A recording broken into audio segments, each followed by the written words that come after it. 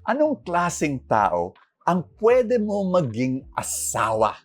Yun ang napaka-importanting tanong.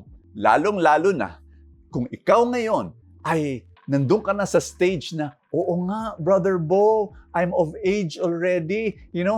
Tama ba tong girlfriend ko, tong boyfriend ko? Tsaka, hindi lang to para sa mga singles. I want you to know, lahat ng ipapaliwanag ko sa iyo bilang criteria kung paano pumili ng magiging asawa mo, pwede mo ring i-apply sa sinong mga dapat mong maging kaibigan. Tsaka sino dapat ang magiging pwedeng business partner mo. Ay, nako, it all applies. Ang mga basics ng buhay, it applies to everything.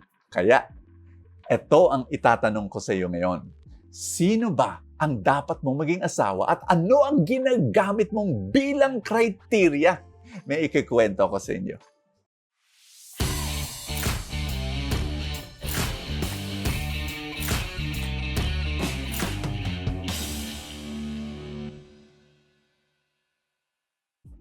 Alam mo kahapon, nag-celebrate kami ng misis ko ng 23 years of married life. 23! Ang tagal na, no? Pero alam mo, napakasaya at napakaganda ng aming relationship. Ako'y nagpapasalamat sa Panginoon. Napakaganda. Siguro tatanungin niyo, bakit, Brother Bo? Siguro, compatible kayong mag-asawa. Sobra. Alam nyo? Hindi. Ay nako, we have many big differences. Magbibigay ako ng 3 halimbawa.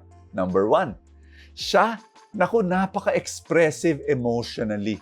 Sobra. No? Talagang naiiyak siya, madali siyang umiyak. Nanonood ng K-drama, o kaya may napakinggang magandang music, o kaya nakikita mo, nagdadasal yan, tapos biglang iiyak na lang. Ay, naku, talagang mababaw yung luha niya. No? Tapos, pag excited. Pero pag takot. Pag nangangamba, talagang anxious, talagang makikita mo, rattled, panicky. Ay nako, ako naman, si Mr. Calm. Ay nako, sobra. Ibang-iba kami. I'll give you an example. Halimbawa na lang, may bulkan, pumuputok. Siguro ako, ganito ang reaction ko. Ay, may bulkan, no? Pumuputok. Exaggeration. Pero parang ganun kami kaiba.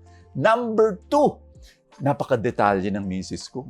Lahat ng bagay, importante, maliit man o maliit, importante sa kanya yun. Kaya halimbawa, ako naman generalist kung tawagin, the big picture person. So, I'll give you an example. Pag naglalakad kami, minsan naglakad kami sa isang botanical gardens. Pagkalaki-laki, ang dami-daming bulaklak. Alam mo yung misis ko, hihinto sa bawat bulaklak. Ay, ang ganda nito. Ay, ang ganito. Tapos magpipicture.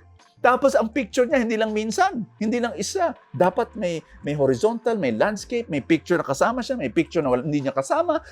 Iba-ibang angle, pataas, pailalim. Grabe, bawat bulaklak. Ako, generalist, naglalakad lang, tapos ini-enjoy ko lang yung ambience. hindi ko pinapansin yung bawat bulaklak. Ganon kami kaiba. We are very different. Number 3, siya, misis ko, hoarder kung tawagin. She cannot throw anything. Yung sapatos niya nung college, hanggang ngayon, tinatago niya. Basta lahat ng yung mga brochure na makukuha mo sa iba-ibang mga museum. Meron kaming library of brochures. Tago-tago niya yun. Ako naman, I throw everything away. Yung passport ko nga halos tinapong ko eh. yung ganon, yung ibang-iba kami, pero bakit maganda yung relationship namin? Alam mo, na-realize ko ito. Yung mga ibang mga singles, naghahanap ng compatibility. Yung dapat compatible kami sa yung mga musical taste namin. Ay naku, kami dalawa, classical lang gusto namin. Tapos, compatible kami sa pagkain. Gusto namin Japanese, yan. Or kami, Nako, compatible kami sa gusto namin gawin. Outdoor. We're always mountaineering, tsaka ganyan. Di ba? Compatible kami. Lahat yan okay. Lahat yan okay na okay. But it is not enough to build the foundation for a great relationship. Kailangan compatible sa dalawang bahagi. Are you ready? Number 1, values. Number 2, vision. Ibig sabihin, at the end of the day, it's not compatibility that makes a marriage work. It's character. Selfless ka ba?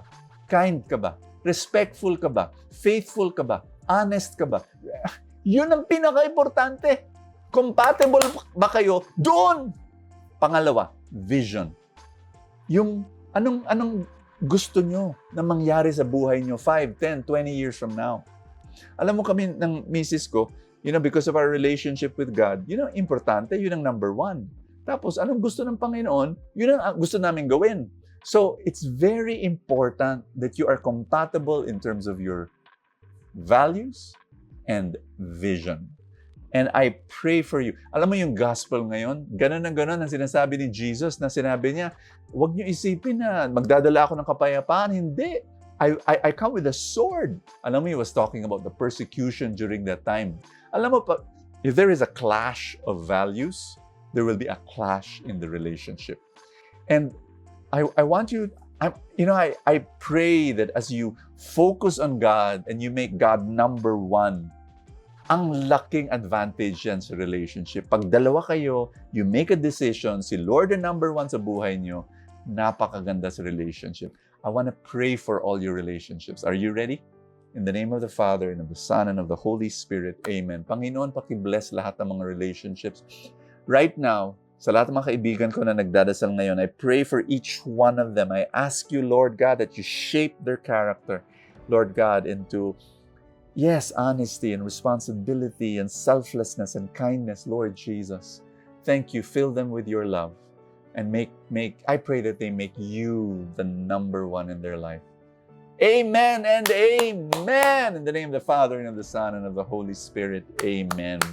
Do you want to receive Full Tank Saturday and Sunday?